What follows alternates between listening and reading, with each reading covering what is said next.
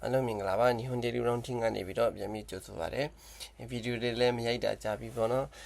language ကိုပြီးတော့ဆမ်မွန်ကကိုတက်ထက်အကြောင်းစာတွေနဲ့အလုပ်ရှုပ်နေတာနဲ့ဗီဒီယိုမရိုက်ဖြစ်တာကြာသွားပြီပေါ့နော်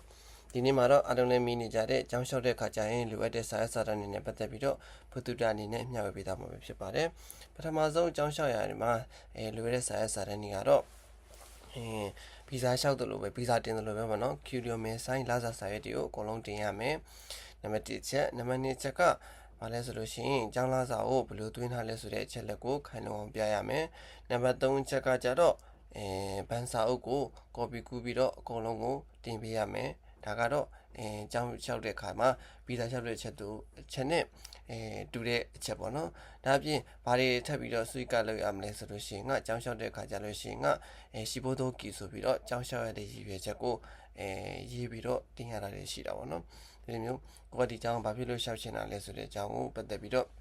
့ဒီလိုမျိုးချက်လက်တွေတင်ရမယ်နောက်တစ်ခါကျတော့ကိုယ့်ဘန်စာအုပ်နဲ့ပတ်သက်ပြီးတဲ့ခါကျတော့ကိုယ့်ရဲ့ဘန်စာအုပ်ကရှင်းလင်းနေဖို့လိုတယ်ပေါ့နော်ဝင်ငွေထွက်ငွေတွေကဒီလိုမျိုးအများကြီးဝင်လိုက်ထွက်လိုက်ဖြစ်နေရဆိုလို့ရှိရင်မတင်ငါတရားတွေဖြစ်လာတယ်ဆိုလို့ရှိရင်ကိုကဒီလိုမျိုးတရားတည်တည်ချာချာရှင်းပြဖို့အတွက်လိုအပ်တယ်ပေါ့နော်ပြီးလို့ရှိရင်ဘန်စာအုပ်ကို register မလုပ်ဘူးဆိုလို့ရှိရင်သူကဘာလဲဆိုရင်9လဒါမှမဟုတ်လို့ရှိရင်ပတ်စံကအမောင်က1030လောက်1030 1050လောက်ကျော်သွားတယ်ဆိုလို့ရှိရင်သူကအဲ့ဒါကိုဂါဆန်ဆိုပြီးတော့သူက summarize လုပ်လိုက်တာပေါ့နော်အဲ့ဒီခါကျတော့ရှင်ကိုကအဲ့ဒီခါကိုဘန်မှာသွားပြီးတော့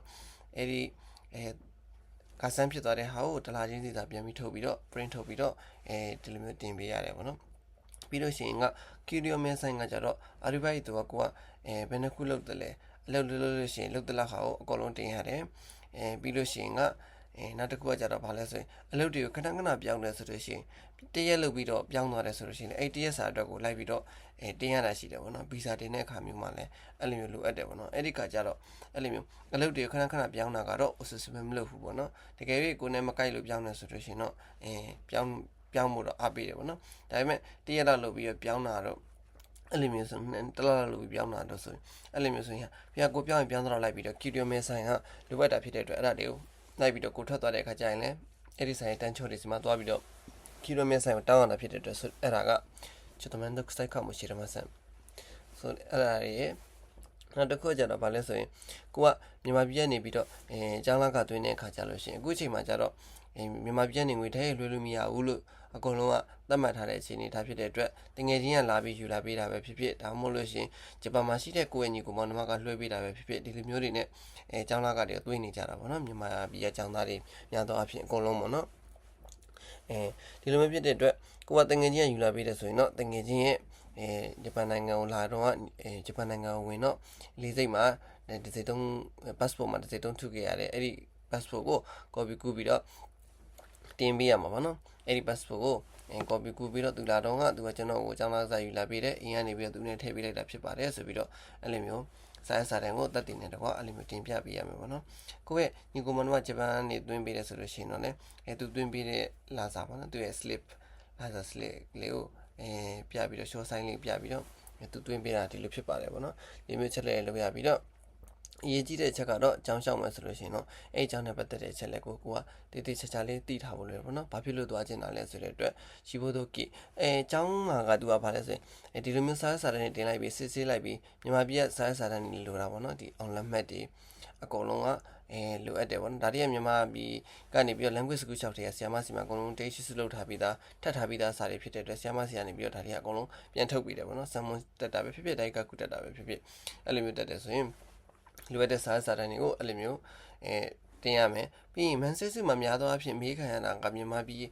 ်ကျောင်းသားတွေပဲလာတော့မသိဘူးเนาะတခြားကျောင်းသားတွေတော့ဘယ်လိုမေးခံတခြားနိုင်ငံကျောင်းသားတွေတော့ဘယ်လိုမေးခံလဲတော့မသိဘူးเนาะကျွန်တော်တို့ညူကကုရှိကီမှာဖြေတော့ပါနော်ဖြေတော့သူကဒီအလုံးနဲ့ပတ်သက်တာတွေပဲမြန်မေးတာပေါ့နော်ဒီကျောင်းသားအလုပ်တော်လုပ်သလားပတ်စံကျောင်းလာကသွင်းနိုင်မလားစားလိုက်လို့တော့ဟုတ်ရဲ့လားဒါကိုတို့ကအဓိကထားပြီးမေးတာပေါ့နော်အလုပ်တွေကအရန်လုပ်နေသလားစာမလုပ်ဖ ೇನೆ အလုပ်ကြီးပဲလိုက်လုပ်လားကျောင်းခွက်ချင်းကဘယ်လောက်ရှိလဲဆိုတော့ဒါမျိုးတွေကအဓိက main ကြည့်ခံရတာဖြစ်တဲ့အတွက်ကိုကဘန်ထဲမှာလည်းဒီလောက်အလုပ်လုပ်တယ်ပေါ့နော်သူတို့မေးတဲ့အခါကျတော့ရှင်လဲကိုကအစတဲ့ language school မှာတော့အချိန်ပေါ်ကအချိန်ကမှအချိန်တွေကပို့တယ်ပေါ့နော် language school တက်ပြီးသွားရင်မနေ့ဖက်လက်ကြောင်းပြီးသွားတယ်မနေ့ဖက်ဖြစ်ဖြစ်ညနေပဲဖြစ်ဖြစ်ကြောင်းပြီးသွားတဲ့အခါကျရင်ငါမှအလုပ်လုပ်ပြီးတော့ အချိန်ရှိတယ်ပေါ့နော်ငါရဲ့ language school မှာသင်ခဲ့တဲ့日本語ကိုアルバイトမှာပေါ့နော်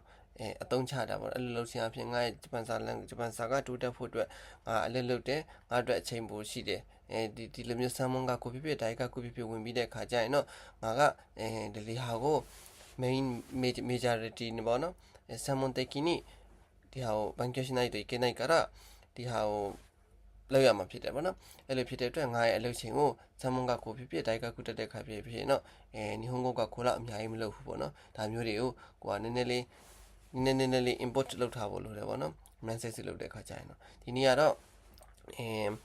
ကျောင်းလျှောက်ဖို့အတွက်လိုအပ်တဲ့စာစာတန်းတွေက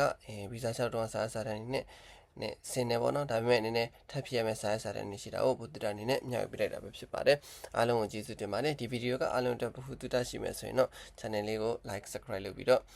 ဘုဒ္ဓတာရအောင်အားလုံး share ပေးဖို့တောင်းဆိုပါတယ်အားလုံးကိုကျေးဇူးတင်ပါတယ်နောက်ထပ်ဗီဒီယိုမှာပြန်လည်ဆုံတွေ့ကြပါမယ်ခင်ဗျာ